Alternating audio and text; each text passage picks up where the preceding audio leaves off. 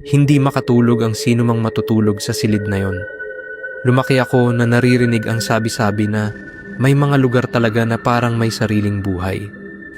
Hindi mo man makita, pero ramdam mo na may kakaiba. Sa probinsya namin, may isang silid sa lumang bahay ng lola ko na matagal nang hindi ginagamit. Sabi ng mga matatanda, hindi raw makatulog ang sino mang matutulog sa silid na yon. Noong una, hindi ako naniniwala. Akala ko, gawa-gawa lang para takutin ang mga bata. Pero dumating ang panahon na ako mismo ang sumubok. Lumipat muna kami sa bahay ng lola ko sa Bicol habang inaayos ang bahay namin. Malaki ang bahay niya, gawa sa kahoy, at may mahabang pasilyo na parang laging may sumisilip sa dulo.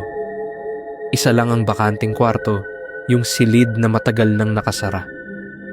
"Diyan ka muna matulog," sabi ni mama. Wala namang problema doon. Napansin kong umiwas ng tingin si lola. Parang may gustong sabihin pero hindi na lang itinuloy. Binuksan ko ang pinto ng silid. Amoy luma at kulob ang hangin.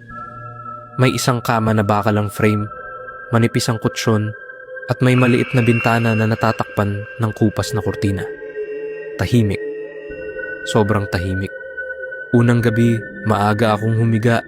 Pagod ako kaya akala ko agad akong makakatulog. Pero habang nakapikit ako, may naririnig akong mahinang kaluskos. Parang may naglalakad sa sahig na kahoy. Dahan-dahan, paulit-ulit. Binuksan ko ang ilaw. Wala namang tao. Pinatay ko ulit ang ilaw. Ilang minuto lang, narinig ko na naman. Mas malinaw na ngayon. Parang may umiikot sa kama ko. Pakiramdam ko may nakatingin. Tumagilid ako at tinakpan ang tenga ko. Imagination lang, bulong ko sa sarili ko. Pero nang pumikit ako, may naramdaman akong bahagyang pag-uga ng kama. Hindi malakas. Parang may umupo sa dulo. Nanlamig ang mga kamay ko. Dahan-dahan akong tumingin sa paanan ng kama. Wala. Pero ramdam ko ang bigat. Parang may presensya na hindi ko makita. Hindi ako nakatulog buong gabi. Kinabukasan, sinabi ko kay lola. Tahimik siya sandali. Tapos sabi niya, ilang taon nang walang nakakatulog dyan. May dahilan kung bakit. Bakit po? Tanong ko, kinakabahan. Diyan namatay ang kapatid ko. Sagot niya. Ilang linggo siyang hindi makatulog bago siya tuluyang nanghina. Lagi niyang sinasabi na may sumasama sa kanya tuwing gabi. Napayakap ako sa sarili ko, pero matigas ang ulo ko. Ayokong magmukhang duwag. Ikalawang gabi, nagdala ako ng rosaryo at inilagay sa ilalim ng unan. Pinatay ko ang ilaw. Ilang sandali, tahimik. Tapos may marahang paghinga akong narinig. Hindi galing sa akin. Malapit. Parang nasa gilid ng tenga ko. Nanigas ako. Hindi ako makagalaw. Parang may malamig na hangin na dumampi sa leeg ko. Tapos may boses. Gising ka pa?